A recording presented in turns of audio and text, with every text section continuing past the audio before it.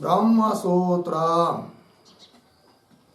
ब्रह्मसूत्र ग्रंथ में page number 538 और 538 के ऊपर से द्वितीय पंक्ति है।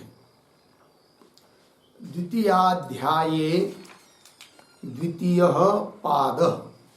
ठीक, तो बात यह चल रही है ब्रह्मसूत्र के द्वितीय अध्याय का द्वितीय पाद के लिए आज आरंभ किया जा रहा है। ठीक, अब इस द्वितीय पाद के द्वारा प्रतिपाद्य विषय क्या है, उसी प्रकार इस द्वितीय अध्याय के प्रथम पाद के साथ इस द्वितीय पाद की क्या संगति है, इसका भी विचार हम लोगों को अब करना है। फिर उसके बाद इस पाद का प्रथम अधिकरण आएगा जिसका नाम रहेगा रचनानुपत्त्यधिकरणम।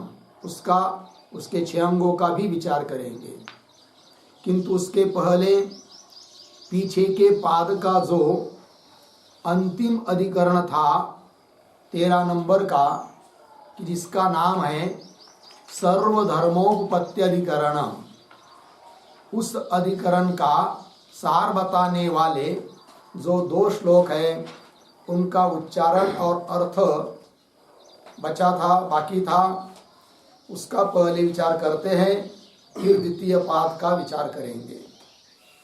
तो श्लोकों को पढ़ते हैं। नास्ति प्रकृतिता यद्वा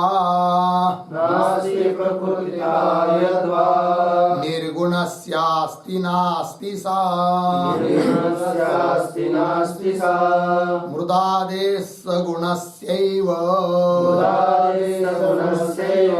प्रकृतित्वोपलम्भनात् नास्ति प्रकृतिता यद्वा निर्गुणस्यास्ति नास्ति सा मृदादेशगुणस्यैव प्रकृतित्वोपलम्भनात्।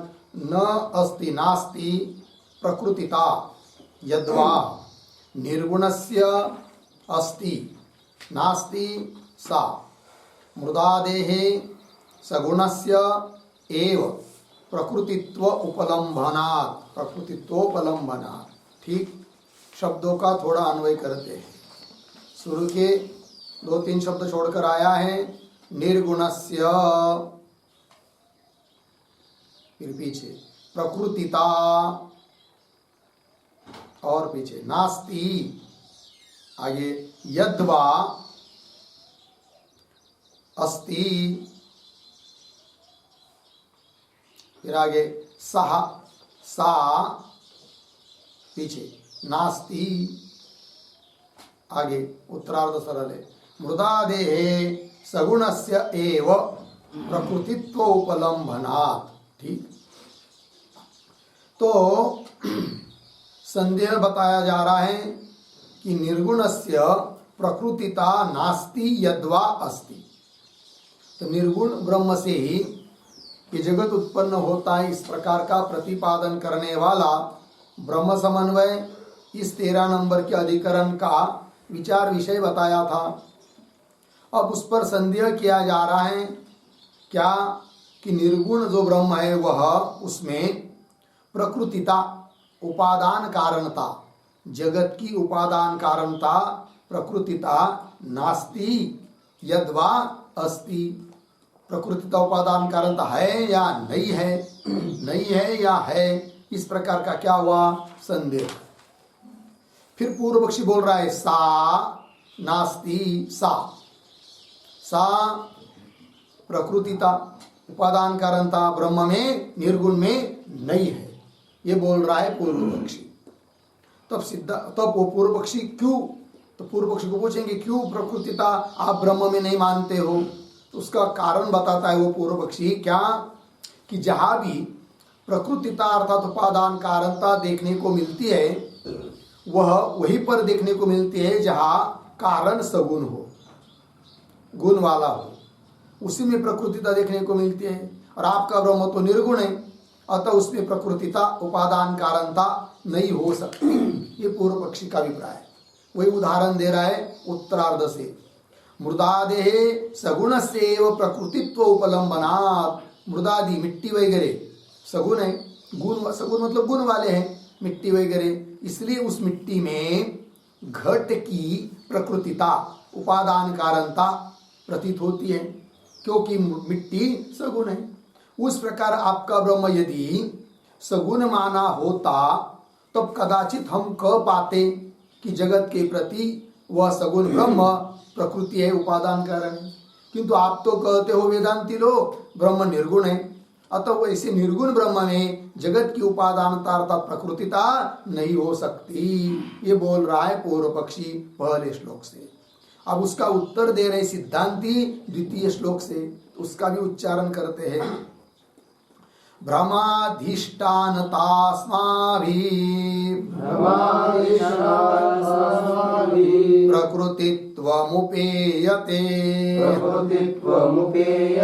निर्गुणेऽप्यस्ति जात्यादौ सा ब्रह्म प्रकृतिस्ततः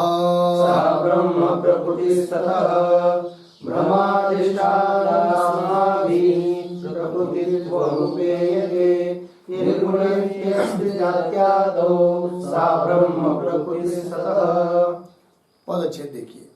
भ्रमाधिष्ठानता अस्माभिः प्रकृतित्वम् उपेयते निर्गुणे अपि अस्ति जात्यादौ सा ब्रह्म प्रकृति ततः। अन्वय अस्माभिः पीछे भ्रमाधिष्ठानता आगे प्रकृतित्वम् उपेयते आगे निर्गुणे अपि आगे जात्यादौ सा पीछे अस्ति जात्यादौ सा अस्ति अंतिम में ततः उसके पीछे ब्रह्म प्रकृति ही। ठीक देखो भैया अर्थ सिद्धांती कह रहे अरे भाई वो उपादानता दो तरह की होती है, एक होता है परिणामी उपादान कारण परिणामी उपादानता और एक होती है विवर्त उपादानता। तो भले परिणामी उपादानता उन चीजों में हो सकती है जो सगुण हो, किंतु हम यहाँ पर जगत के प्रति ब्रह्म उपादान है प्रकृति है, वह परिणामी प्रकृति हम नहीं मान रहे, अतः ब्रह्म सगुण नहीं है निर्गुण है इसलिए प्रकृति नहीं हो सकता। ये पूर्व पक्षी तुम बोल नहीं सकते, क्योंकि हम ब्रह्म में परिणामी उपादानता मानते ही नहीं है कि जो परिणामी उपादानता वहां पर होती है जहां पर सगुण कारण होता है। फिर कौन सी उपा प्रकृतिता आप ब्रह्म में मानते हो? तब सिद्धांती कहते हैं भ्रमाधिष्ठानता। आस्मा भी हम वेदांतियों के द्वारा भ्रम का अधिष्ठान जो चीज है वही उस भ्रम का उपादान कारण है। इस प्रकार की उपादानता हम स्वीकार करते हैं, जिसको विवर्त उपादान कारण भी बोलते हैं। तो वही कह रहे अस्माभिः भ्रमाधिष्ठानता प्रकृतित्वम् उपेयते, प्रकृति के रूप में स्वीकार किया जाता है। और इस प्रकार की उपादानता प्रकृतिता निर्गुण में भी होती है। अतः ब्रह्म निर्गुण है तो भी जगत के प्रति उपादान है, कोई दिक्कत नहीं। ये बात बताया। तो फिर पूर्व पक्षी पूछेगा सिद्धांतियों को, ये सिद्धांति कोई ऐसा उदाहरण दिखाओ कि जो निर्गुण है और भ्रम का अधिष्ठान रूप प्रकृति बन रहा है, भ्रम का अधिष्ठान रूप उपादान कारणता उसमें है। तो बोलेंगे हाँ उदाहरण है हमारे पास। तो उदाहरण दे रहे सिद्धांति, क्या कह रहे? निर्गुणे अपि जात्यादौ सा अस्ति। जाति तो क्या होता है, जाति वगैरह जो है उसमें कोई गुण नहीं है, निर्गुण होती है। क्योंकि गुण नैयायिकों के सिद्धांत के अनुसार गुण रहते तो कहाँ रहते? केवल द्रव्य में ही रहते हैं। द्रव्य को छोड़कर अन्य कहीं पर गुण नहीं रहते हैं। अतः द्रव्य को छोड़कर बाकी जो पदार्थ है गुण कर्म सामान्य विशेष समवाय अभाव इत्यादियों में किसी में भी गुण नहीं है। किसी में भी नहीं है तो जाति में भी गुण नहीं है, किंतु वह जाति भी भ्रम का अधिष्ठान बनती है। अर्थात निर्गुण ऐसी जाति भ्रम का अधिष्ठान रूप उपादान कारण हो जाती है। बोलेंगे उदाहरण, जैसे कोई मलिन ब्राह्मण हो, उसके कपड़े विपड़े सब मैले हुए हो, तब कोई ने वाक्य कह दिया क्या कि मलिन ब्राह्मण शूद्रोयम, यह मलिन ब्राह्मण है, शूद्रोयम, ये शूद्र है वस्तुतः, तो कितना मलिन रहता है शूद्र की तरह। तो देखो भाई, तो ब्राह्मणत्व जाति वहां पर अधिष्ठान है और उसके ऊपर शूद्रत्व का भ्रम हुआ या अध्यास हुआ या बोला जा रहा है। तो वहां पर जैसे भ्रम का अधिष्ठान निर्गुण ऐसी ब्राह्मणत्व जाति भी बन जाती है, उसी प्रकार ब्रह्म निर्गुण है और वह निर्गुण ब्रह्म इस जगत का अधिष्ठान बन जाता है। ये उत्तर दे रहे हैं। निर्गुणे अपि सा जात्यादौ सा अस्ति, सा प्रकृतिता अधिष्ठानता भ्रमाधिष्ठानता रूप प्रकृतिता अस्ति। इसलिए करे ततः, इस कारण से कि ब्रह्म प्रकृति, अतः ब्रह्म भी निर्गुण है, वह भी प्रकृति अर्थात अधिष्ठान बन जाता है, विवर्त उपादान कारण है, अर्थात ब्रह्म जगत के प्रति उपादान कारण है। यह हमारा सिद्धांत अबाधित है, ये सिद्धांतियों ने कह दिया। ठीक, तो चलिए फिर अब आगे चलते हैं दूसरे पाद का आरंभ करने के लिए। तो लिखते थोड़ा सा कापी पर, शीर्षक अथ द्वितीयाध्यायस्य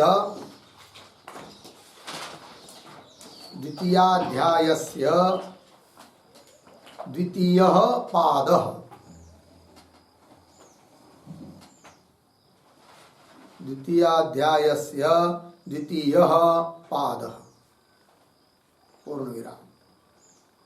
नीचे की पंक्ति में अत्र कंस में लिख सकते हैं, अत्र पादे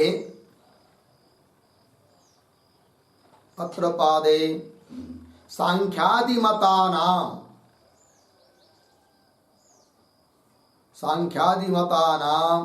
दुष्टत्व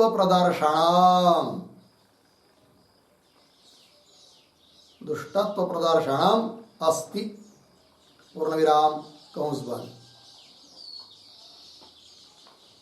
ठीक, फिर नीचे के पंक्ति में इत्थम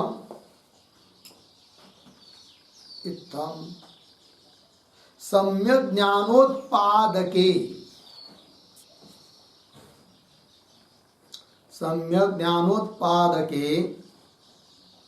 वेदांत वाक्यानां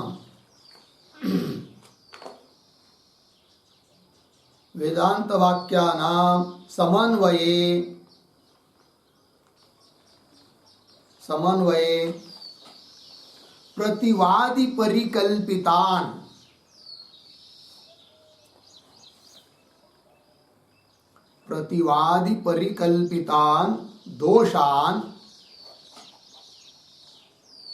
दोषान निरस्य स्वपक्षः स्थापितः,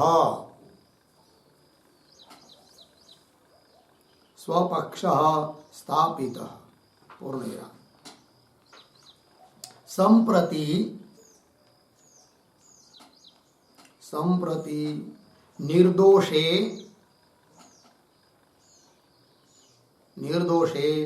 ब्रह्मात्मैक्य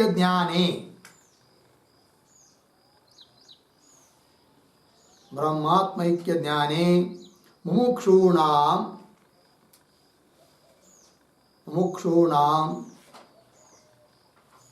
निस्संदिग्ध प्रवृत्ति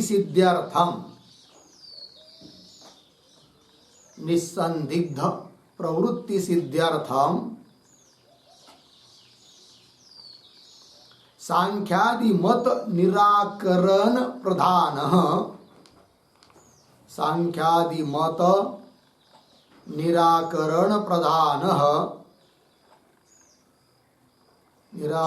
प्रधानः अयं पादः प्रारभ्यते।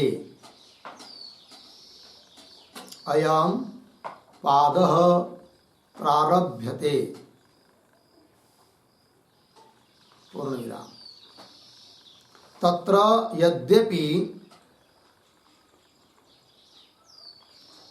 यद्यपि मुमुक्षूणां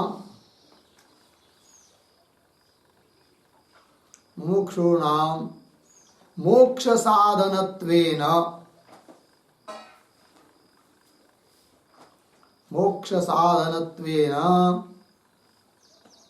सम्यक् दर्शन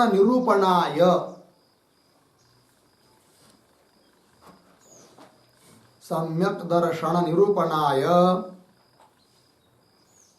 स्वपक्ष स्थापनम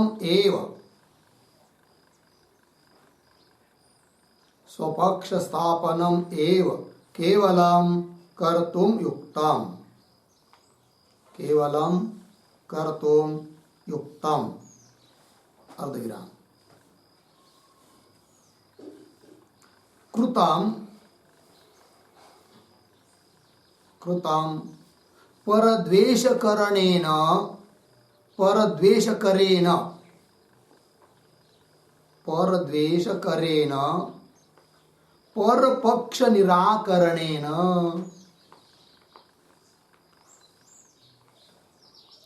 परपक्ष निराकरणेन प्रश्न चिन्ह आगे। तथापि महाजन परिगृहीतानि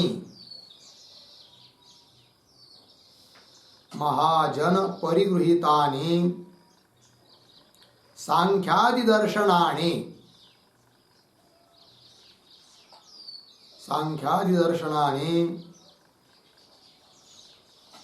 सम्यक्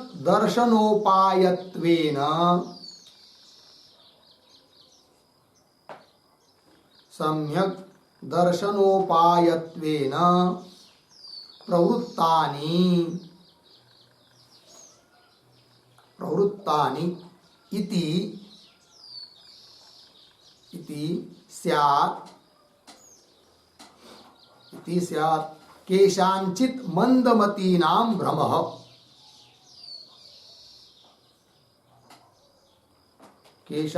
मंदमतीनां भ्रमः। अर्धविराम। तथा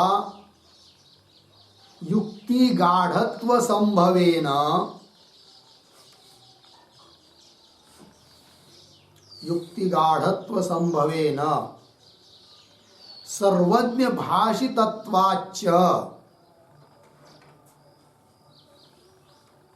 सर्वज्ञ भाषितत्वाच्च तेषु श्रद्धा स्यात्।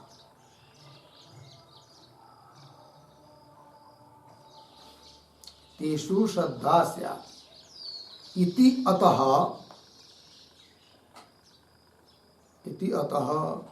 तत् असारता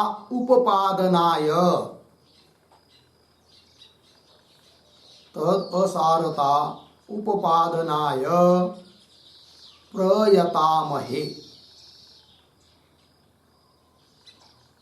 प्रयतामहे पूर्णविराम।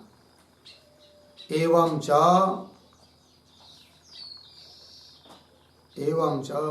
समन्वय विरोध निरासेन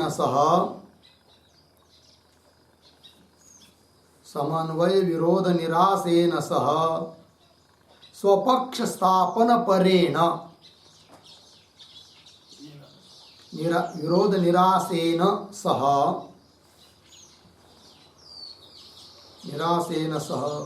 स्वपक्ष स्थापन परेण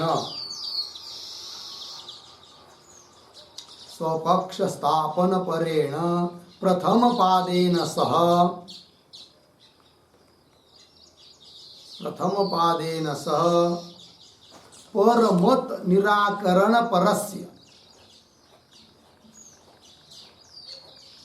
परमत निराकरण परस्य अस्य द्वितीय पादस्य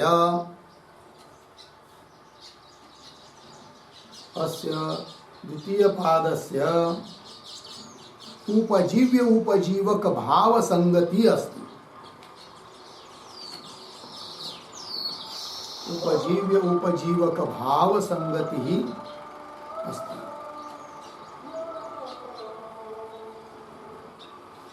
उपजीव्य उपजीवक भाव संगति ही अस्ति। पूर्वविदा।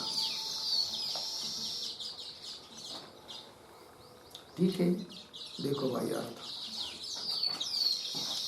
तो द्वितीय अध्याय का यह द्वितीय पाद आरंभ हो रहा है।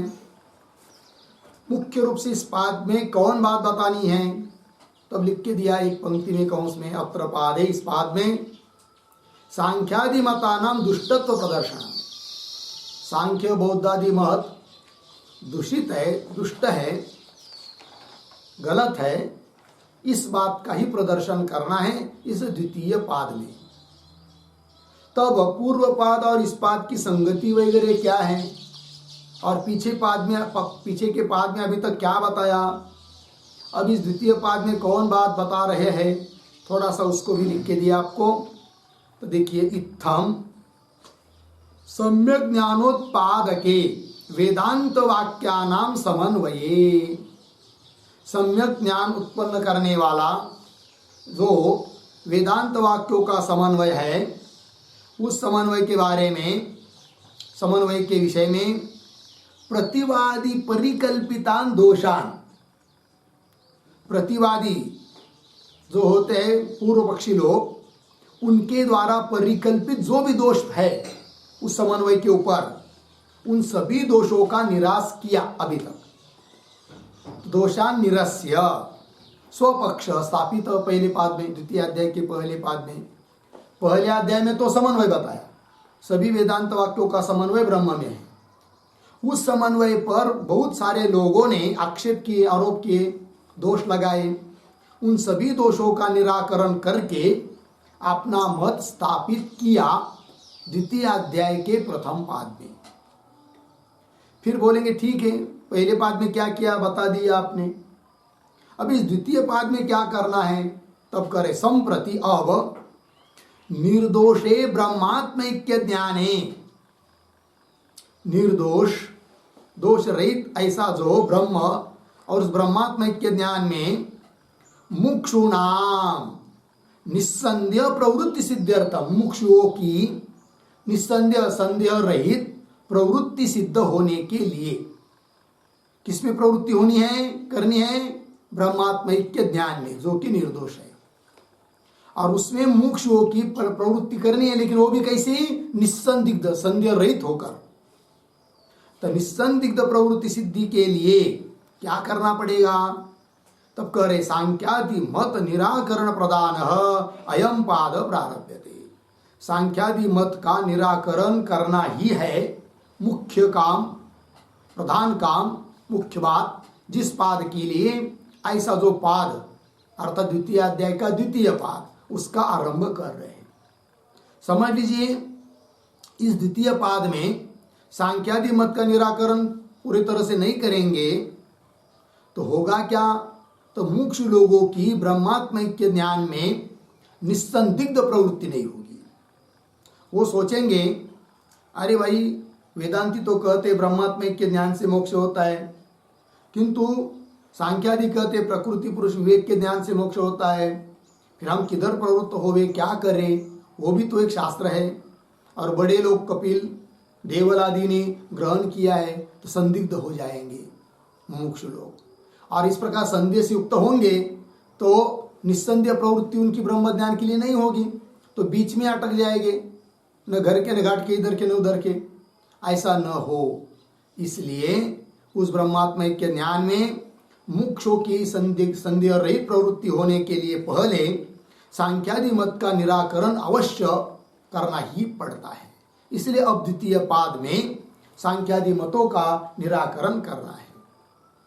आगे, तत्र यद्यपि मुमुक्षुणा मोक्ष साधनत्वेन सम्यक दर्शन निरूपणाय स्वपक्ष स्थापनम एव केवलम कर्तुम युक्तम। कदाचित कोई बोलेगा अरे भाई मुमुक्षु के लिए मोक्ष चाहिए, फिर मोक्ष का साधन तत्वज्ञान है, और उस तत्वज्ञान का निरूपण करने के लिए केवल अपना पक्ष प्रतिपादन करो, अन्य मतों का निराकरण करने के लिए क्या तुमको जरूरत पड़ी। इस प्रकार की कोई क्या कर सकता है, संशय संदेह। पंक्ति देखिए, तत्र यद्यपि मुमुक्षु लोगों के लिए मोक्ष साधनत्वेन, मोक्ष का साधन के रूप में जो सम्यक दर्शन अर्थात तत्व ज्ञान है, उसका निरूपण करने के लिए स्वपक्ष स्थापनम एव, अपना पक्ष अपना सिद्धांत स्थापन करना ही केवल युक्त है। केवलम कर्तुम युक्तम कृतम परद्वेष करेन परपक्ष निराकरणेन, है कि नहीं, दूसरे का द्वेष जिससे उत्पन्न हो जाए, इस प्रकार पर पक्ष दूसरे का पक्ष निराकरण करने से क्या लाभ, क्या फायदा, क्या प्रयोजन, क्यों तुम उस झंझट में पड़ रहे हो कि जिससे द्वेष फैल जाए, दूसरे का मत निराकरण करने के लिए प्रवृत्त हो रहे हो। ऐसी यदि कोई शंका करता है तो उत्तर दे रहे तथापि, तुम्हारी बात तो ठीक है, तो भी उन सांख्यादिकों का निराकरण करना आवश्यक है। कारण क्या, पंक्ति स्पष्ट कर रहे, तथापि महाजनित परिगृहितानि सांख्यादि दर्शनानि, महाजन मोटे लोग, बड़े बड़े लोग, सांख्य कपिल मुनि जिनको कि भगवान का अवतार बताया जाता है, देवल आदि ऐसे बड़े बड़े लोगों ने सांख्य शास्त्र का ग्रहण किया हुआ है। तो अब सामान्य मुमुक्षु को तो यह बात ऐसे मतलब संदेह होगा कि अरे भाई इतने बड़े बड़े लोगों ने ग्रहण किया है, जरूर वो भी कोई मोक्ष का साधन होगा, ऐसा थोड़ी कोई भी ग्रहण करता है इतने बड़े व्यक्ति, इस प्रकार संदेह हो जाएगा। देखिए आगे, तथापि महाजन परिगृहीतानि सांख्यादि दर्शनानि सम्यक दर्शनोपायत्वेन प्रवृत्तानि, वे भी तो सांख्यादि दर्शन भी तो सम्यक ज्ञान तत्व ज्ञान का उपाय के रूप में प्रवृत्त हुए हैं। इति स्यात् केशांचित मंदमती नाम भ्रम, इस प्रकार का कुछ मंदमती लोगों को भ्रम उत्पन्न हो सकता है सांख्यादिकों को लेकर। और उसी प्रकार तथा युक्ति गाढ़त्व संभवेन, और वो जो युक्तियां देते हैं सांख्यादि लोग, बौद्धादि लोग, नैयायिकादि लोग, जो कि पूर्व पक्षी के रूप में विद्यमान है, उनकी युक्ति भी बहुत दृढ़ होती है, मजबूत होती है, सामान्य व्यक्ति उसको काट नहीं सकता है। अतः हो सकता है मंदमती लोगों को भ्रम हो जाए, अरे भाई इतनी बड़ी युक्ति से बता रहे तो उनकी बात सही होनी चाहिए, ऐसा न हो, इसलिए तो उनकी जो युक्तियां हैं उनको भी तो काटना है उनको।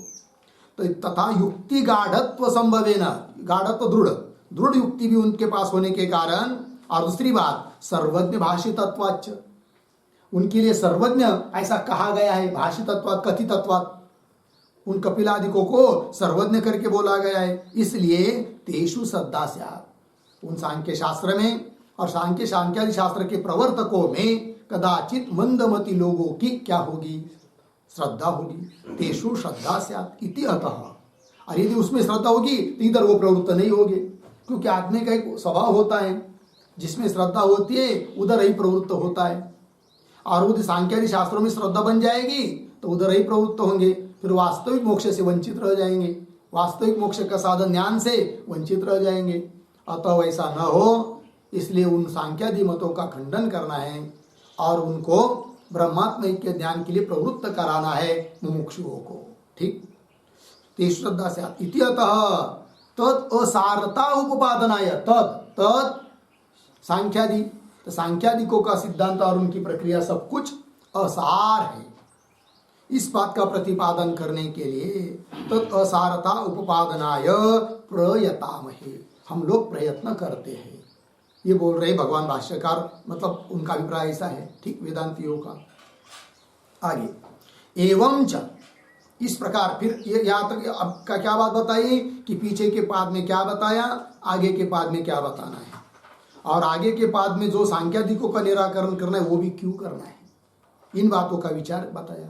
तो बोलेंगे ठीक है, फिर अब ये इस बात को बताओ कि द्वितीय अध्याय के पहले पाद का और द्वितीय अध्याय के दूसरे पाद का संगति क्या है, वो बताओ, संगति क्या है दोनों की। तब बोल रहे एवं च समन्वय विरोध निरासेन स स्वपक्ष स्थापन परेण प्रथम पादेन सह, प्रथम पाद के साथ द्वितीय पाद की। तो प्रथम पाद कैसा, लेकिन उस प्रथम पादे न, इसके दो विशेषण दिए हैं यहां पर।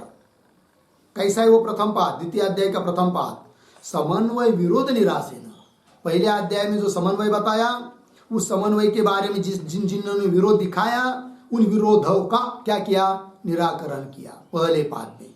इसलिए कह दिया समन्वय विरोध निरासेन स, केवल समन्वय में जो जिसने विरोध दिखाया उनका निराकरण ही किया क्या पहले पाद में, नहीं, उस विरोध निराश के साथ साथ स्वपक्ष स्थापन भी तो किया पहले पाद में। तो समन्वय विरोध निरसेन स स्वपक्ष स्थापन परेन, स्वपक्ष स्थापन करना ये तात्पर्य है जिस पहले पाद का, ऐसे प्रथम पाद के साथ द्वितीय पाद की, द्वितीय पाद भी कैसा बोल रहे आगे, परमत निराकरण परस्य अस्य द्वितीय पादस्य। तो द्वितीय पादस्य का विशेषण है परमत निराकरण परस्य। परमत पूर्व पक्षियों का मत, सांख्यादिकों का मत, निराकरण परक ऐसा जो द्वितीय पाद, उस द्वितीय पाद का उस प्रथम पाद के साथ क्या संगति है, क्या भाव है, तो उपजीव्य उपजीवक भाव संगति अस्ति, दोनों की संगति है उपजीव्य उपजीवक भाव। तो बोलेंगे भाई उपजीव्य किसको कहते हैं, उपजीवक किसको कहते हैं, वो भी तो स्पष्ट करो। तो पीछे एक बार लिख दिया है लेकिन तो भी थोड़ा सा लिख लीजिए, उपजीव्य बराबर उपजीव्य बराबर नंबर 1 अवलंबनीय, अवलंबनीय। नंबर 2 उपजीव्यते,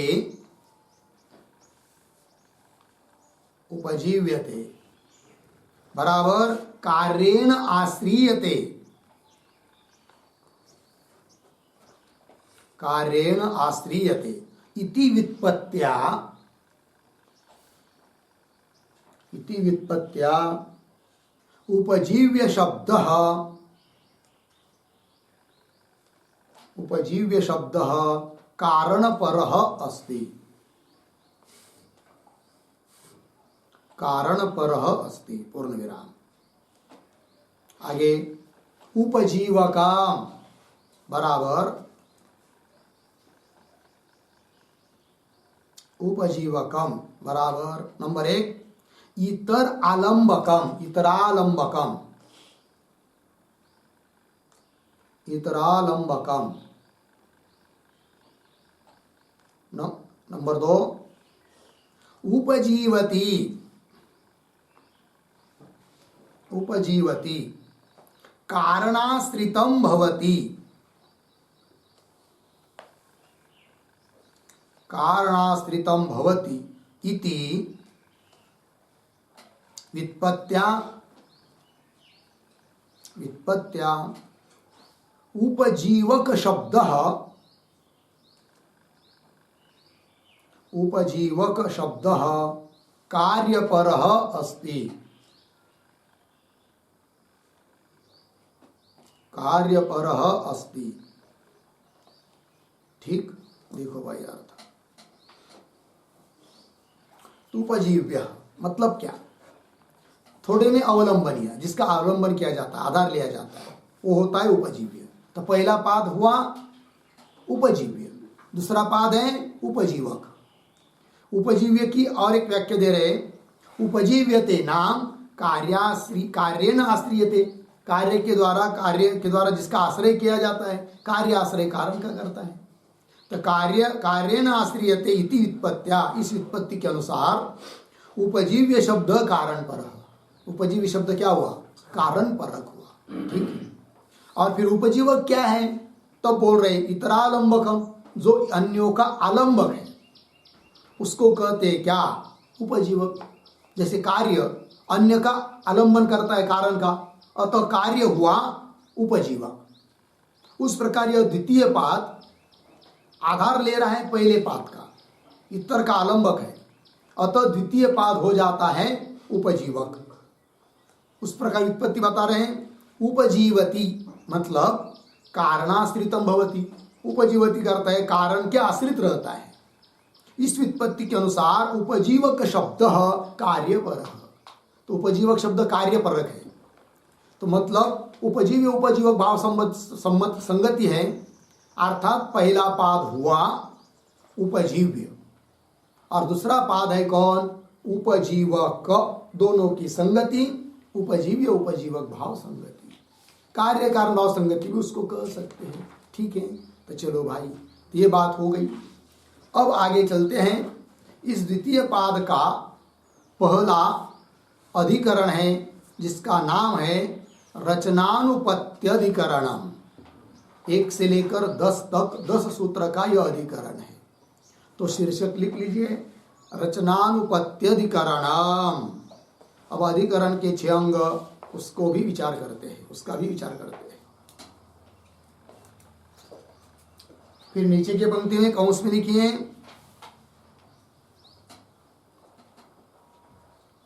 प्रधानस्य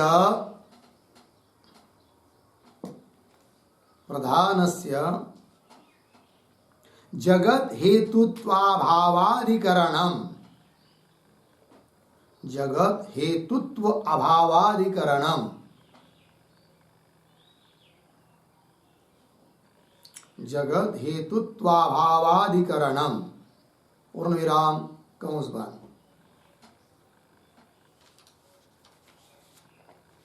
फिर नीचे नंबर 1 संगति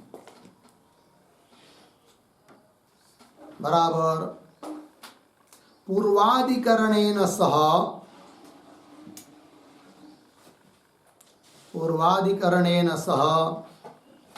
अस्य अधिकरणस्य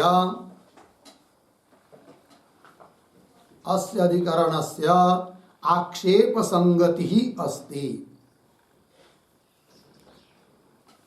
आक्षेप संगति ही अस्ति पूर्ण विराम। तथा ही उद्धरण चिन्ह में सर्वधर्मोपपत्तेश्च, उद्धरण चिन्ह बंद, सर्वधर्मोपपत्तेश्च ब्रह्मसूत्र 2:1-37। आगे इति अनेन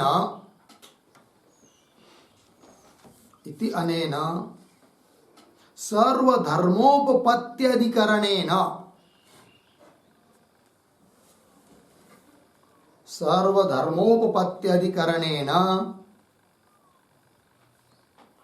ब्रह्मणि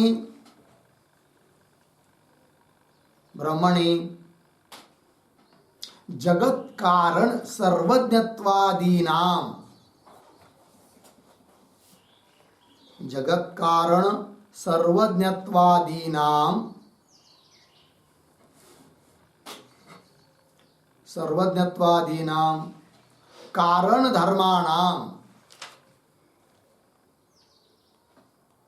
कारण धर्माणां उपपत्ति ही अभिहिता।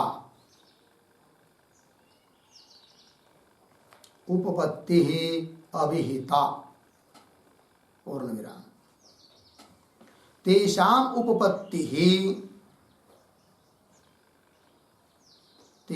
उपपत्ति प्रधाने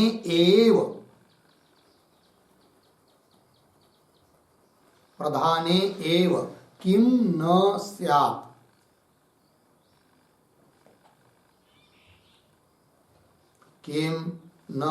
स्यात्। अर्धविराम। इति आक्षिप्य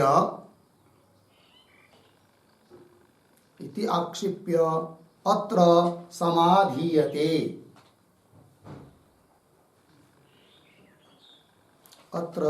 समाधीयते पूर्ण विराम। इति उभयोः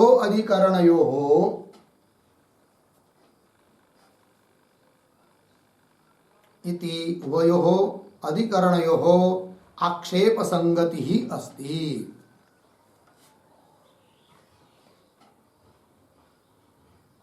आक्षेप संगति ही अस्ति। ठीक है, देखो भाई अर्थ। तो इसका पीछे वाला जो अधिकरण था सर्वधर्मोपपत्ति अधिकरण, उसके साथ इस अधिकरण की संगति है आक्षेप संगति। कैसे स्पष्ट कर रहे तथा ही करके। तो सर्वधर्मोपत्तिश्च सूत्रता इति अनेन सर्वधर्मोपत्ति अधिकरणेन, सर्वधर्मोपत्ति अधिकरण से क्या बताया कि ब्रह्मणि जगत कारण सर्वज्ञत्वादि नाम कारण धर्माणाम उपपत्ति अभिहिता इति अनेन सर्वधर्मोपत्ति अधिकरणेन अभिहिता उपपत्ति अभिहिता, उपपत्ति बताई किस बात की कि ब्रह्म में, ब्रह्म जगत का कारण है और जगत का कारण उस ब्रह्म में कारणता के सभी गुण विद्यमान है।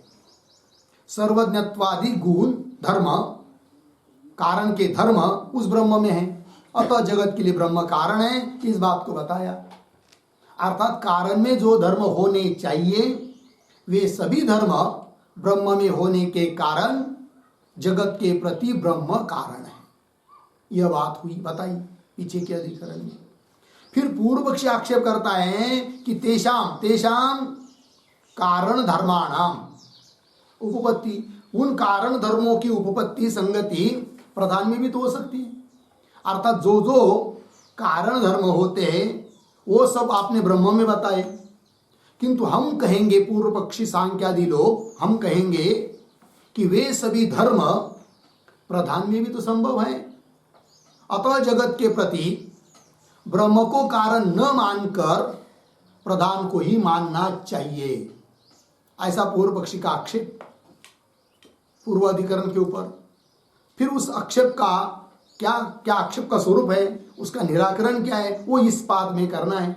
अतः दोनों इस पाद में करना है, इस पाद के भी पहले अधिकरण में करना है। अतः इन दोनों अधिकरणों की संगति बन जाती है आक्षेप संगति। वही कह रहे तेषाम उत्पत्ति प्रदान एवं किम न स्यात् इति आक्षेप्य, ऐसा आक्षेप करके अत्र समाधीयते, इस अधिकरण में उसका समाधान देना है। इति, इस प्रकार उभयो अधिकरणयो, इन दोनों अधिकरणों की आक्षेप संगति अस्ति। हो गया ठीक। आगे चलिए नंबर 2 विषय बराबर सांख्य शास्त्र परिकल्पित, सांख्य शास्त्र परिकल्पितम अचेतनम त्रिगुणात्मकम प्रधानम, त्रिगुणात्मकम प्रधानम जगत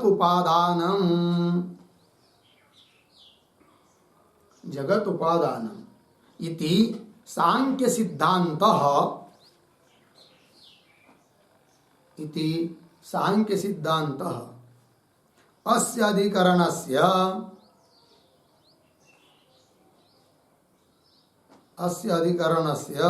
विचार विषयः अस्ति, विचार विषयः अस्ति। ठीक, देखो भाई, तो सांख्य शास्त्र परिकल्पित, सांख्य शास्त्र के द्वारा कल्पना किया गया जो अचेतन मतलब जड़, त्रिगुणात्मक जो प्रधान, प्रकृति जिसको कहते हैं प्रधान, वही जगत का उपादान कारण है। ये हुआ सांख्यों का सिद्धांत। वही सांख्य का सिद्धांत इस अधिकरण का विचार विषय, उसके बारे में इस अधिकरण में विचार करना है। किंतु उसके बारे में क्या विचार करना है, तब आगे करे नंबर 3 पर संशय। संशय बराबर सांख्य सिद्धांत, सांख्य सिद्धांत प्रमाणमूलः वा, प्रमाणमूलः वा भ्रांतिमूलः वा, भ्रांतिमूलः वा, अर्थात प्रधानम जगत हेतु, प्रधानम जगत हेतु अस्ति न वा, अस्ति न वा इति भवति संशयः, इति भवति संशयः। ठीक, देखो भाई अर्थ। तो सांख्यों का जो सिद्धांत ऊपर बताया वह प्रमाण मूलक है या भ्रांति मूलक है, उसका मूल भ्रम से वो सिद्धांत है उनका या सचमुच प्रमाणभूत है। अर्थात उन्होंने क्या बताया कि जगत के लिए कारण कौन है? प्रधान। तो तात्पर्य क्या कि प्रधान जगत के लिए कारण है या नहीं, ये हुआ क्या संशय। तब आता है 4 नंबर पर पूर्व पक्ष।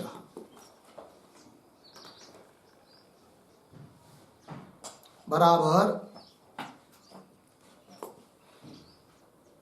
सुख दुख मोहात्मकम प्रधानम,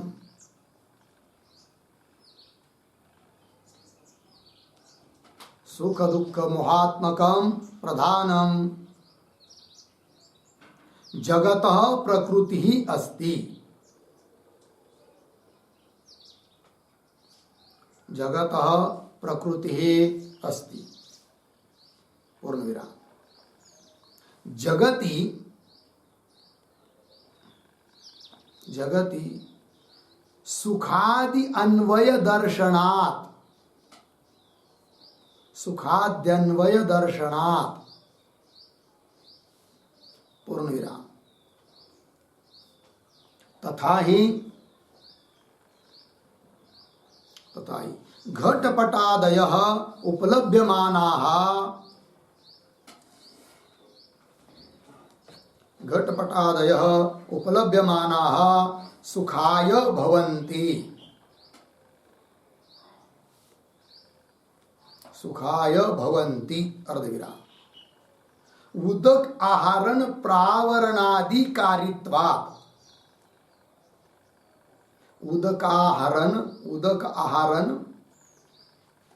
प्रावरणादि कारित्वात्। पूर्ण विराम। आगे ते एव घटादयः,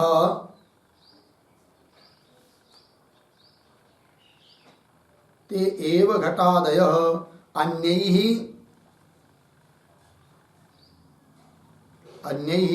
अपरीयमाणाः,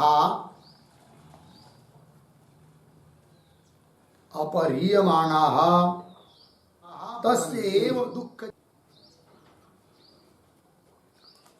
एव दुःखजनकाः भवन्ति। पूर्ण विराम। यदा यदा उदक आहरणादि कार्यम,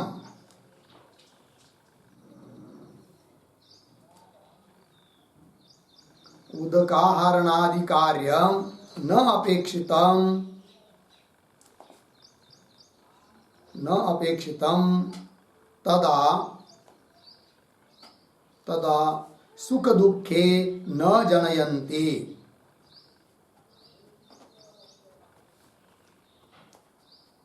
सुख दुखे न जनयन्ति। अर्धविराम।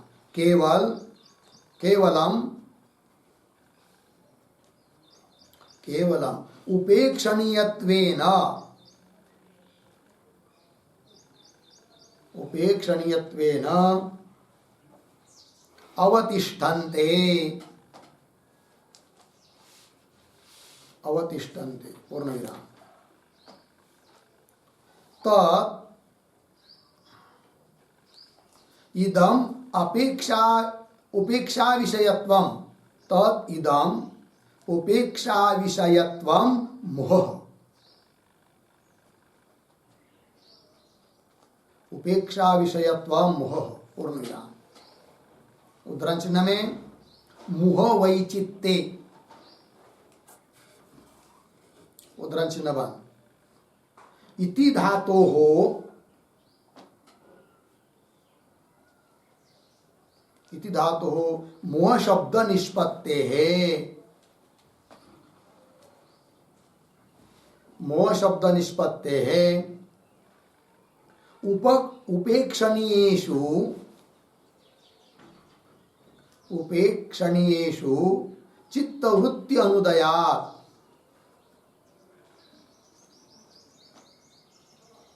चित्तवृत्ति अनुदयात्। पूर्ण विराम। अतः सुख दुख मोहान्वय दर्शनात्, सुख दुख मोहान्वय दर्शनात् प्रधानम प्रकृति ही, प्रधानम प्रकृति ही इति सांख्याः मन्यन्ते, इति सांख्याः मन्यन्ते। ठीक, चलो भाई। तो क्या सिद्धांत चल रहा है ना, पूर्व पक्षी। हाँ, तो पूर्व पक्षी क्या कहता है कि प्रधान जो है हमारा सुख दुख और मोहात्मक है, सत्व रजत अमात्मक है, सुख दुख मोहात्मक है, उसी को बोलते हैं। और ऐसा प्रधान ही जगत के लिए प्रकृति अर्थात कारण है, उपादान कारण है। बोलेंगे क्यों, क्यों प्रधान को कारण मानते हैं आप जगत के लिए? तो वो सांख्य लोग बोलते हैं कि इस जगत में, कार्य में सुखादि अन्वय दर्शनात्, अन्वय का मतलब संबंध, सुख दुख और मोह का संबंध हर एक वस्तु में देखने को मिलता है।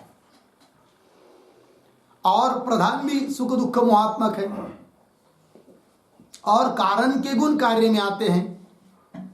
तो कार्य जो जगत, उसमें सुख दुख मोह मालूम पड़ रहा है, इसका मतलब जरूर उस कार्य जगत का कारण वही होगा जो सुख दुख मोहात्मक है, और ऐसा प्रधान ही है।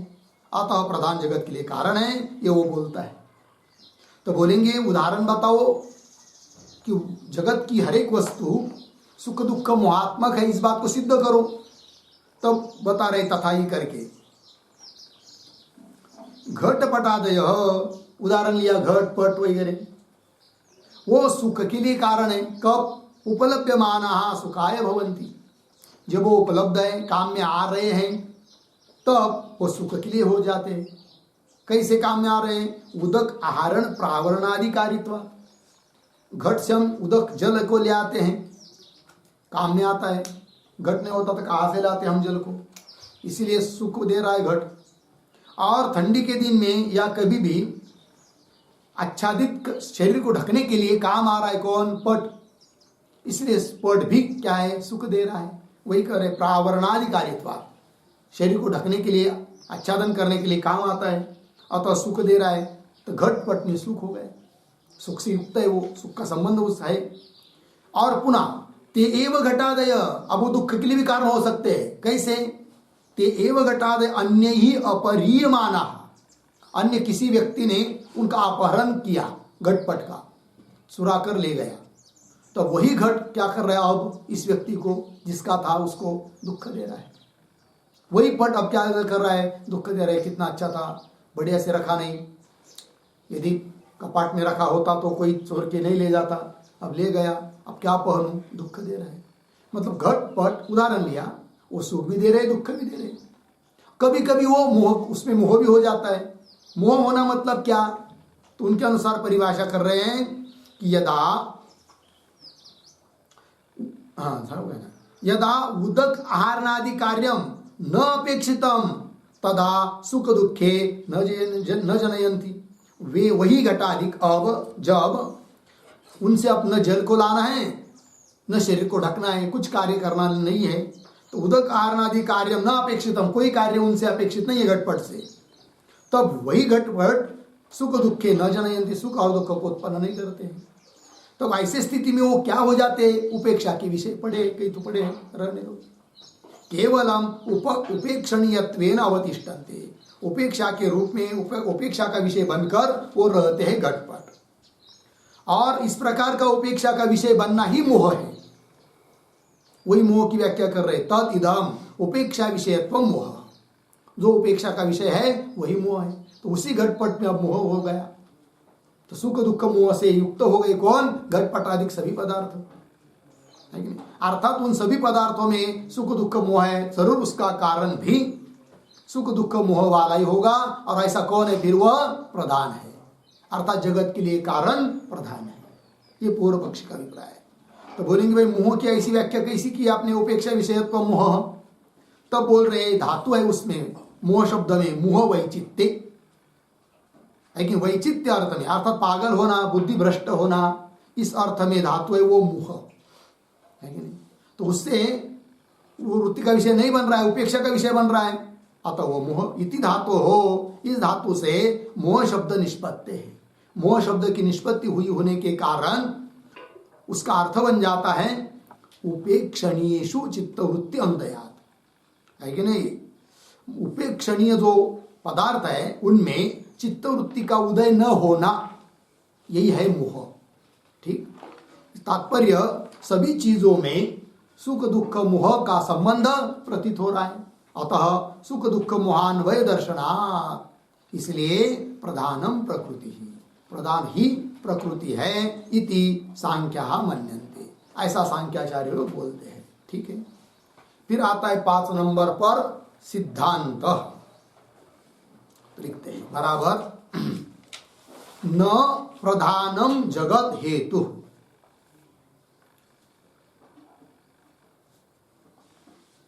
न प्रधानम जगत हेतु, पूर्ण विराम।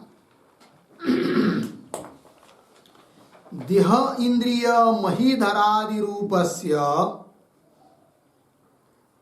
देह इंद्रिय महीधरादि रूपस्य, महीधरादि रूपस्य विचित्रस्य,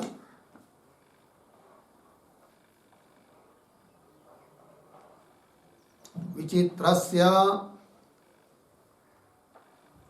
जगतः रचनायाम, जगतः रचनायाम अचेतनस्य प्रधानस्य, अचेतनस्य प्रधानस्य योग्यत्वासंभवात्, योग्यत्व असंभवात्, योग्यत्वासंभवात्, पूर्ण विराम। लोके ही, लोके ही प्रतिनियत कार्यस्य, प्रतिनियत कार्यस्य विचित्र नाना प्रसादादेः, विचित्र नाना प्रासादादेः, प्रासादादेः अति बुद्धिमत कर्तृकत्व उपलम्भात्, अति बुद्धिमत कर्तृकत्व उपलम्भात्, पूर्ण विराम। कर्तृकत्व उपलम्भात्, कर्तृकत्वोपलम्भात्, पूर्ण विराम। आस्ताम तावत् इयं रचना, आस्ताम तावत् इयं रचना, अर्धविराम। तत्सिद्ध्यर्था प्रवृत्ति ही अपि, तत्सिद्ध्यर्था प्रवृत्ति ही अपि न अचेतनस्य उपपद्यते, न अचेतनस्य उपपद्यते, पूर्ण विराम। आगे, चेतना चेतन अनधिष्ठिते, चेतनानधिष्ठिते, चेतन अनधिष्ठिते, अनधिष्ठिते शकटादौ, शकटादौ तद अदर्शनात्, तद अदर्शनात्, पूर्ण विराम।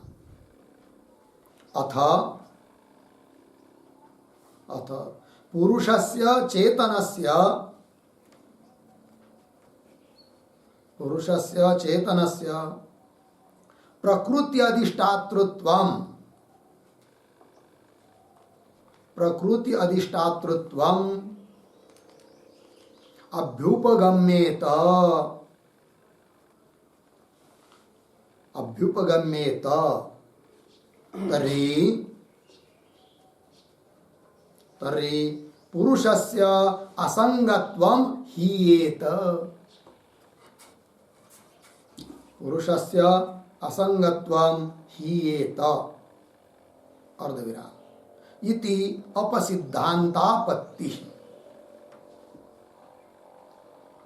अपसिद्धांतापत्ति पूर्ण विराम। आगे यद उक्तम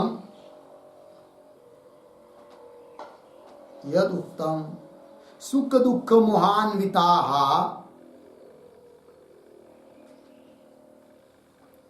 सुख दुख मोहान्विताः घटादयः इति अर्धविराम तत् असत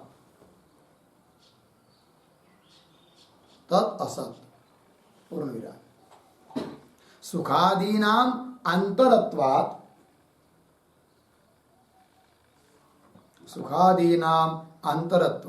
अर्धविराम घटादीनां बाह्यत्वात्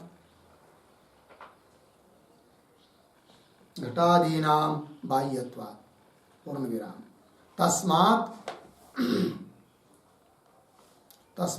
न प्रधानम जगद हेतुः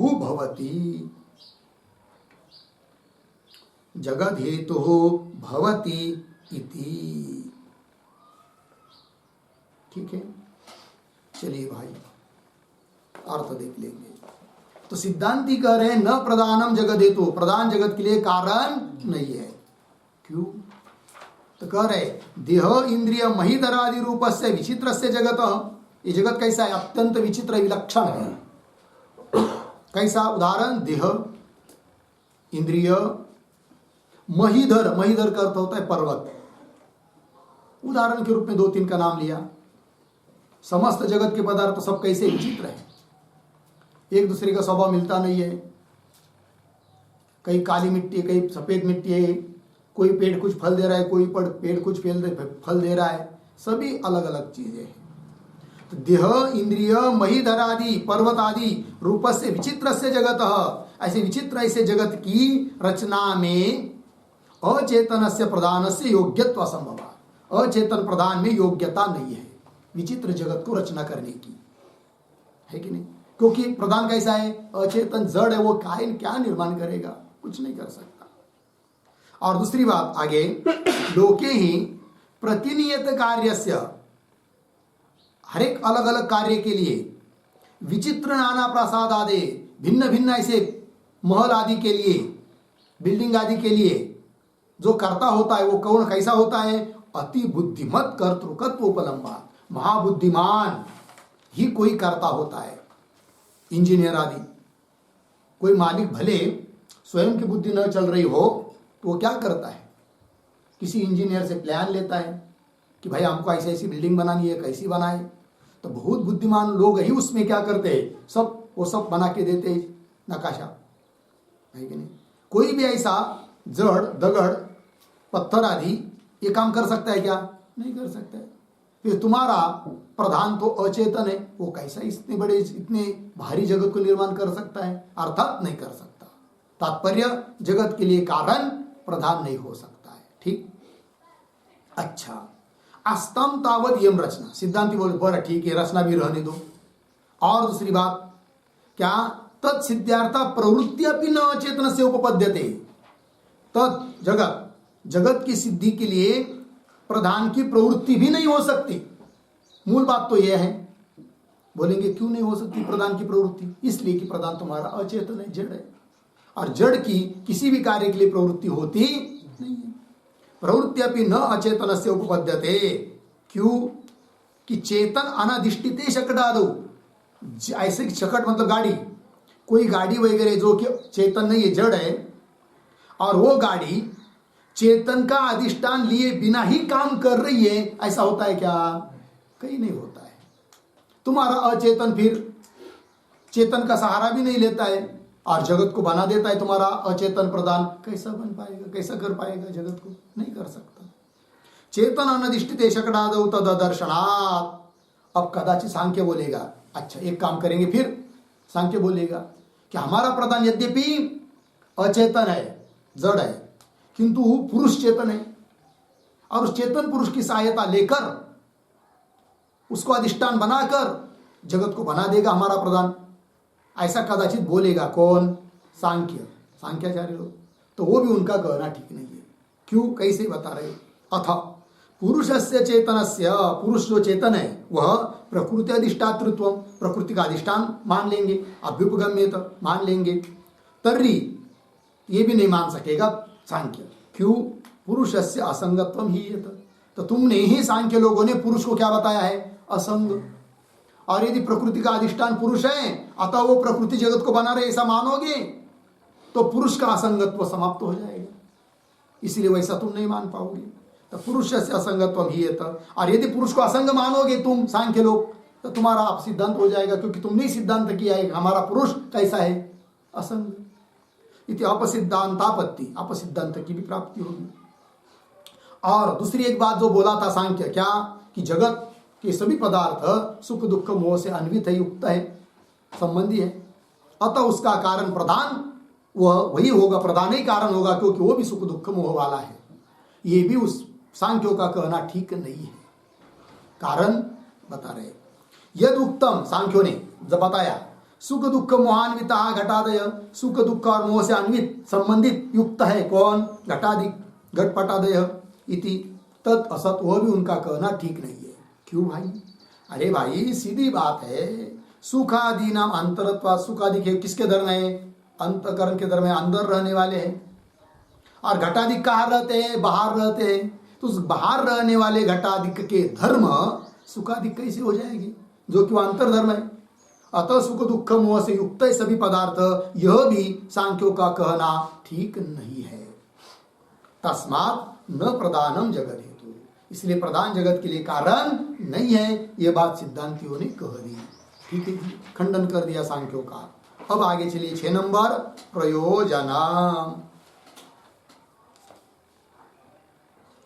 बराबर पूर्व पक्षे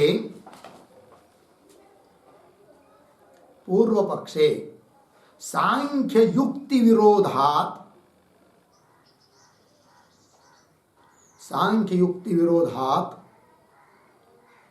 प्रथम अध्यायोक्त समन्वय असिद्धि, समन्वय असिद्धि फलम भवति। पूर्ण विराम। सिद्धांते तद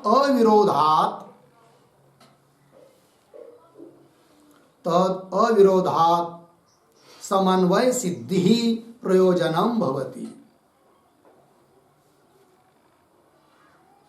समन्वय सिद्धि प्रयोजनम भवति।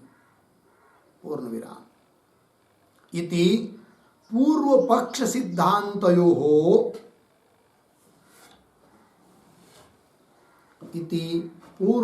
सिद्धांतयोः फलभेदः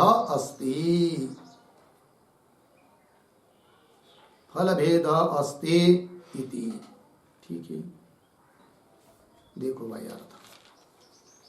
तो पूर्व पक्ष में क्या फल? तो वो सांख्य युक्ति विरोधात, सांख्य युक्ति के साथ विरोध हो रहा है ब्रह्म समन्वय का। अतः प्रथम अध्याय में बताया गया जो समन्वय, उसकी असिद्धि ये फल है पूर्व पक्ष के लिए। पूर्व पक्ष की बात जब सिद्ध होती है तब। किंतु सिद्धांत में क्या फल? तत् अविरोधात, सांख्य युक्तियों के साथ कोई विरोध नहीं ब्रह्म समन्वय का, अपितु सांख्य युक्तियों का ही खंडन है। अतः समन्वय की सिद्धि, ब्रह्म समन्वय की सिद्धि ये फल है इस अधिकरण का। इति, इस प्रकार पूर्व पक्ष और सिद्धांत इन दोनों में फल का भेद भी है, इस बात को भी बता दिया। हो गया जी। तो चलिए, तो इस अधिकरण के जो 6 अंग होते हैं उन 6 अंगों का विचार हम लोगों ने किया। अब अधिकरण का सार बताने के लिए जो हर एक अधिकरण के लिए 2 श्लोक होते हैं उसका भी विचार करते हैं। आओ चलिए। प्रधानम जगतो हेतुर नवा सर्वे घटादयः अन्विता सुख दुःखाद्यैर् यतो हेतुरतो भवेत्। प्रधानं जगतो हेतुर्न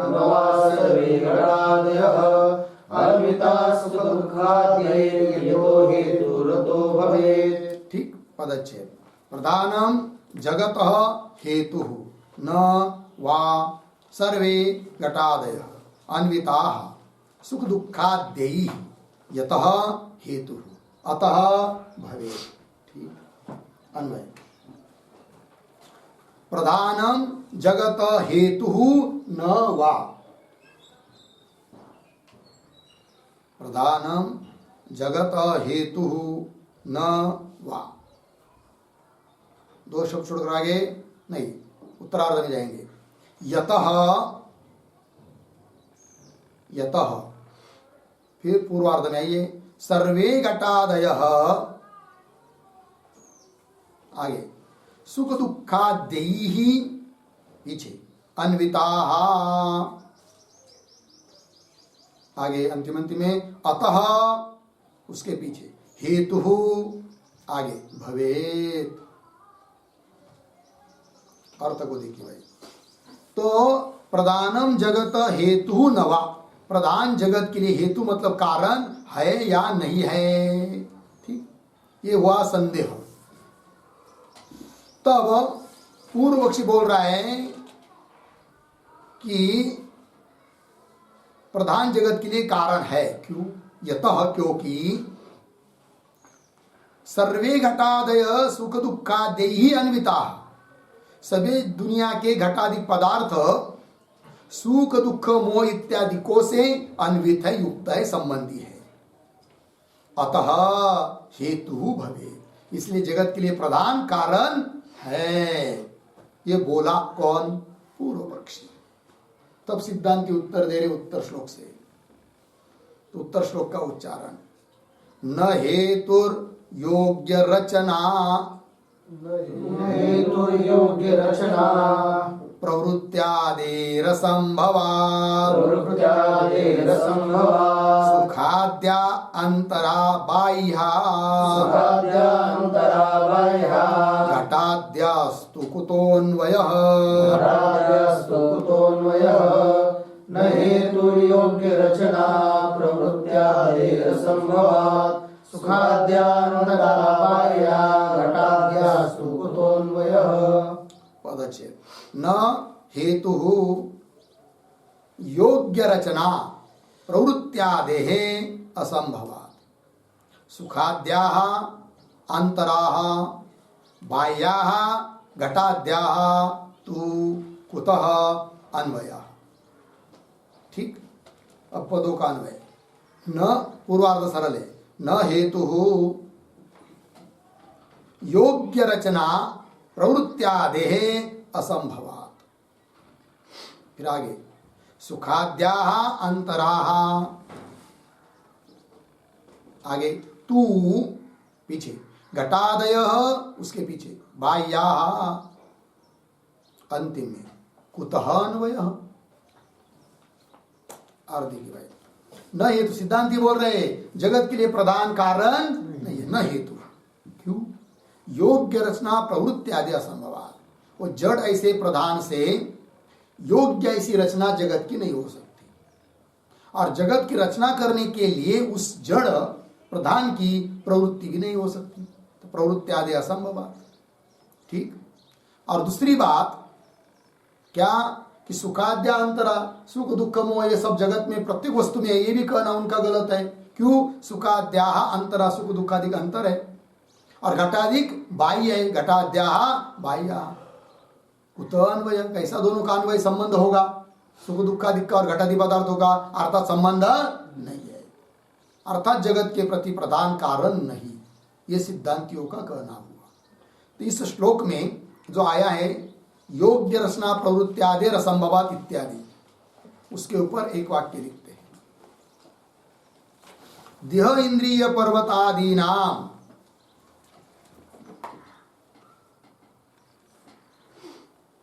देह इंद्रिय पर्वतादीनाम सुयोग्य रचना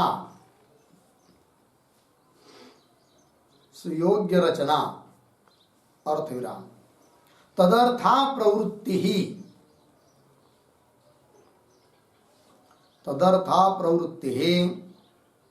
अचेतनस्य प्रधानस्य